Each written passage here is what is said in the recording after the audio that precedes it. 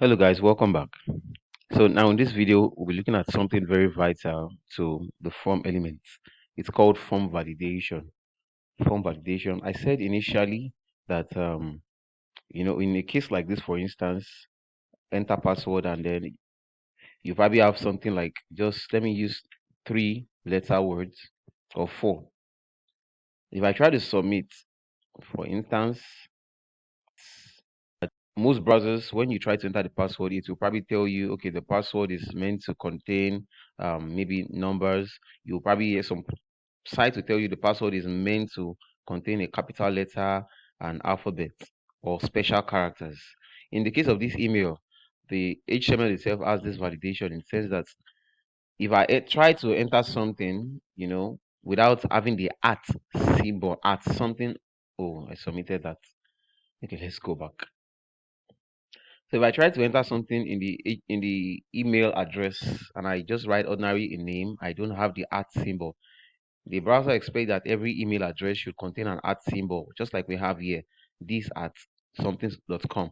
So even after entering something and I have the @ symbol, it still expects me to write something.com, or else it would not accept it. It would be invalidated. So all of these are examples of form validation. Now in this case, when I was talking about the input set to number, years of work experience, normally years of work experience, you expect something like, okay, 1 year, 2 years, 3 years. But in this case, I can actually have somebody can actually come enter something like -3, and you agree with me that that does not make any sense. So somebody can enter just anything that is not even looking like what you want.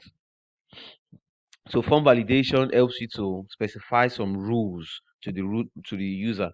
So somebody does not just come to type things. I can enter 6 and I can enter 60, for instance. You don't want to imagine somebody applying and telling you he or she has 60 years of work experience. You will be like, okay, how old is this person himself or herself?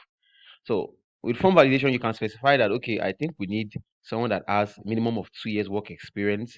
And then we don't want somebody that is probably overly experienced, maybe maximum 10 years work experience in that field. So that the person, you don't probably have a case whereby, um, let's assume you're looking for a receptionist position. And then somebody is applying and the person is telling you has 30 years work experience. You probably wonder if the person is a grandpa or a grandma, or the person is actually a professor. So all of these are the things that makes, oh, I think I have this repeated, just like I have here. I'm going to remove that now. So all of this, so I'm just going to be showing us a few. There are quite a lot of, there are quite a number of them. If you check on MDN, you could always read more about them. And the first thing you should know that there are two types of form validation. We have the server side validation and we have the client side validation. The server side form validation is done on the back end by the backend developers. But then the client side form validation is something you as a front end developer is expected to do. And most of those kind of validation are done, they're usually done on the HTML page. So I'm just gonna I will go to the VS Code now and I'll show us a few of them. All right, now, so the first of the few ones I'm going to be showing us is the required attributes.